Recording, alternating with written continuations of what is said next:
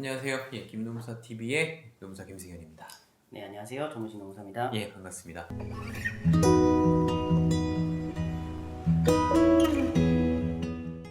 오늘도 좀 성공 사례 하나 좀 소개를 시켜드릴까 합니다. 직장 내 괴롭힘 사건인데요. 결론을 말씀드리면 괴롭힘으로 인한 정신질환, 산업재해가 좀 승인이 되어진 케이스, 그리고 직장 내 괴롭힘 자체를 다소 노동부를 좀 왔다 갔다 하긴 했어도 인정해서 결국 가해자를 징계하고 분리조치시키는 궁극적으로 해결이 좀 되어진 사례라고 좀 볼 수 있겠습니다. 이게 증권사에서 발생한 일인데, 이 두 개의 법은 요즘에 같이 간다고 좀 보셔도 돼요. 왜냐하면 근로기준법에 직장인 괴롭힘이 들어오면서 그 산재보험법도 좀 개정이 됐어요. 직장 괴롭힘이면은 그에 발병한 질병은 업무상 질병으로 본다, 이런 규정이 들어와서 이게 좀 관련성을 떼어놓고 보기 힘든, 그러니까 산재는 산재 따로, 괴롭힘은 괴롭힘 따로 이렇게 갈 수 없는 쟁점이다. 이걸 간혹 따로 하시거나 좀 생각을 그렇게 하시는 분들이 있는데, 그건 아니다. 제가 오늘 그런 사례를 좀 설명드리려고 할게요. 두 개는 같이 가고 뭉쳐 있을 수밖에 없다, 이렇게 설명드리면서요. 정 변호사님이 사건 개요를 좀 같이 설명해 주시죠. 오늘 소개시켜 드리고자 하는 사건은 말씀 주신 것처럼 직장 내 괴롭힘과 괴롭힘으로 인해서 발생한 정신질환, 그 중에서 오늘은 적응장애가 발생한 사례인데요. 과거 영상을 통해 가지고 직장 내 괴롭힘으로 인정은 안 됐지만 업무상 재해로 인정된 사례를 한번 소개해 드린 적도 있었고, 오늘은 둘 다 인정된 사례라서 저희 상담 전화를 받다 보면은 어떨 때 병행하면 좋고 이런 부분들에 대한 질문들을 주셔가지고 거기에 좀 도움이 될 것 같고요. 이 사건 같은 경우는 권고 사직이 가장 큰 테마였던 것 같고요. 근로자를 회사에서는 빨리 내보내고 싶은 생각이 굉장히 많았고, 그러니까 저희와 상담하시기 이전에도 굉장히 수년 전부터 희망퇴직 기회가 있으면은 나가지 않겠냐, 나가라, 이런 수위들이 점점 높아지고 있었고, 상담 진행했을 때는 굉장히 좀 심각해진 상태였고, 말씀 들었을 때는 굉장히 단기간에 막 한 3명 정도가 달라붙어 가지고 한 10번 이상씩 면담을 하면서 계속 압박을 주고, 지나가면서 시비도 많이 걸고 욕설에 가까운 그런 표현들도 많이 있었습니다. 그런 것들 때문에 제의자가 너무 힘들었고, 좀 일정 기간 동안 증거나 이런 것들을 수집을 해서 저희와 상담을 진행을 했었는데, 말씀을 들어보니까는 원거리 발령은 기본이었고요.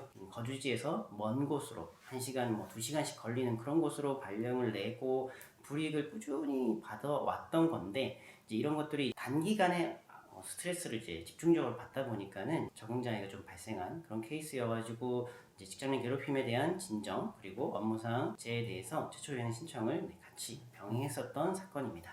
사건의 좀 특징이라고 말하면 좀 가학적인 발언과 내용이 좀 확인이 다소 된다. 기억이 좀 나는 건 아침에 와서 미리 업무 세팅을 한다거나 PC를 미리 확인하게 한다거나 이런 지점들도 좀 기억이 나는데요. 이 사건 같은 경우도 회사에서 무조건 처음에는 인정을 하고 들어간 건 아니었죠. 보통 회사들이 직장에 괴롭힘 발생을 하면 문제를 덮거나 축소시키는 데에 집중을 합니다. 이 사건도 마찬가지였고요. 그래서 처음부터 증거를 좀 수집하고 당초부터 좀 회사를 패스하고 바로 노동부하고 좀 얘기를 해야 되겠다 싶은 사건이었는데, 주요하게 좀 쟁점이 됐던, 입증이 되어졌던 부분들도 같이 좀 설명을 해주시면 좋을 것 같아요. 일단은 희망퇴직 절차가 시작됐고, 이거를 근로자가 거부한 곳에서 집중적인 괴롭힘이 발생했기 때문에, 사실 이거를 내가 회사한테 신고를 한다 한들 과연 회사가 근로자의 편을 들 것이냐, 그걸 기대하기 좀 어렵죠. 그렇기 때문에 노동청에 바로 진정을 진행을 했고, 이때까지 발생한 괴롭힘 내역들, 말씀 주신 것처럼 부당한 지시가 있었고 욕설이 있었고, 지나가면서 실수인 척하면서 때리기도 했습니다.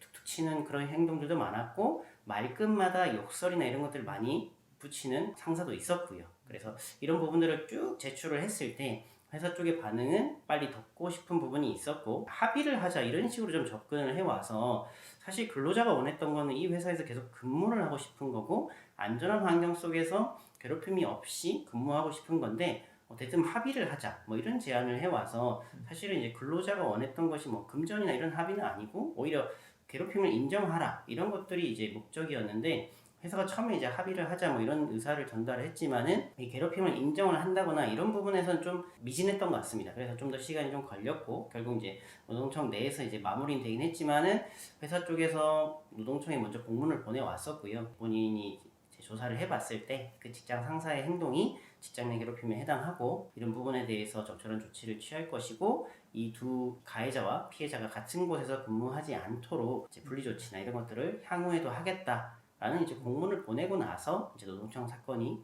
종결이 됐었습니다. 어쨌든 뭐 당시에 왔을 때 의뢰인이 이제 상태가 좀 많이 안 좋았어요. 이제 심한 괴롭힘에 이제 장기간 시달리고 나면은 괜히 인지 능력도 상당히 떨어지고 기억력, 그다음 언어라는 부분도 모든 게 좀 이제 저하되는 이제 경향을 보이거든요.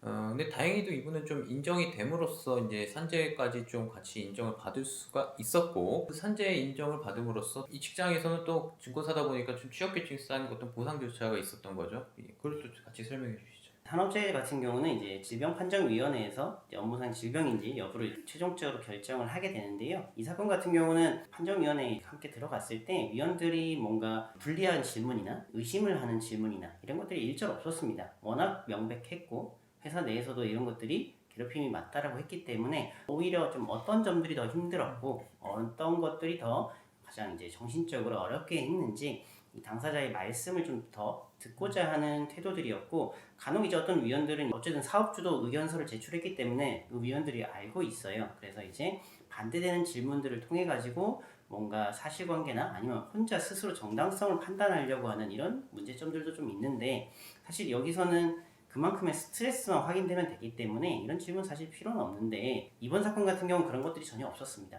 제가 느꼈던 어려움이나 이런 것들을 말씀을 하신 이후에 업무상 질병으로 인정이 됐고, 그 다음에 이제 보상 절차가 진행이 됐었는데, 회사 내에서 병가 기간 동안 일정 정도 급여가 좀 나오고 있었습니다. 그 병가 기간 동안 이제 급여를 받은 게 있으면 공단에서 보상을 해주지 않기 때문에 뭐 급여를 반환하고, 나머지 부분에 대해서 공단에서 받은 이후에, 근데 회사 내에 보니까는 업무상 재해로 인정이 됐을 때는 급여를 100% 보장을 해주는 규정이 있었습니다. 이럴 때는 이제 공단에서 먼저 받으셔야 돼요. 100%를 보장한다고 하면은 보통 이제 공단에서 70%를 받을 수가 있으니까 나머지 30%를 회사에서 보전해주는 이런 방식이 되는데, 순서가 이상하게 회사에서 먼저 30을 받고 하면은 공단에서 안 줍니다. 공단에서 뭔가 급여가 나간 게 있으면 지급이 안 되기 때문에 이 사건도 마찬가지로 공단에서 먼저 70%를 받았고요. 그리고 나머지 차액에 대해서 회사로부터 정산을 받았고, 치료비도 마찬가지죠. 공단에서 먼저 받은 다음에 전체 치료비 중에서 공단이 지급하지 않은 부분들, 이거를 일체 다 보상을 받을 수가 있었습니다. 보상 관련해서는 조금 복잡한 부분들이 있기 때문에 궁금한 부분들이 있으면은 상담을 좀 받아보시는 게 좋을 것 같습니다. 뭐 법상 괴롭힘 인정되고 질병이 확인되면은 그냥 법에 인정하라고 돼 있는데, 이걸 굳이 질병판정위원회를 열어서 다시 심리를 할 필요가 있을까? 이제 긴 시간을 들여서 좀 이런 좀 의구심을 들어요, 이 제도에 대해서는. 끝으로 이제 좀 말씀드리면은, 노동청 신고나 집단괴롭힘 신고나 산업재해가 무조건 같이 가야 되느냐, 그건 아니라는 거예요. 사실은 이제 같이 가야 돼서 확실하게 찔러봐야 될 때가 있고, 어느 때는 건들면 안 되는 부분이 있어요, 분명히. 예를 들어 같이 간다는 의미는 뭐예요? 사실 하나가 나쁘면 하나도 나쁠 수 있다는 의미가 될 수도 있거든요. 제가 누누이 말하지만 다 신고해놓고 보자, 그거는 사실 이제 만족스러운 결과는 안 나올 확률도 상당하다, 이렇게 좀 끝으로 좀 말씀드릴게요. 자, 오늘 성공 사례 중에서 직장 내 괴롭힘, 산업재해 승인, 그 다음에 노동청, 그 다음에 회사를 통한 뭐 괴롭힘 인정, 이 제도의 목적이 이루어진 사례라고 좀 볼 수 있겠죠. 이와 관련해서 이제 궁금한 점 있으시면 댓글, 카카오 톡 가시면 이제 친구 찾기 하시면 저희 찾아서 노무법의 시선이라 치시면 됩니다. 궁금한 점 남겨주시고, 좋아요, 구독, 요즘은 알람까지 좀 부탁드리겠습니다. 여기까지 해서 마치시죠. 감사합니다. 감사합니다.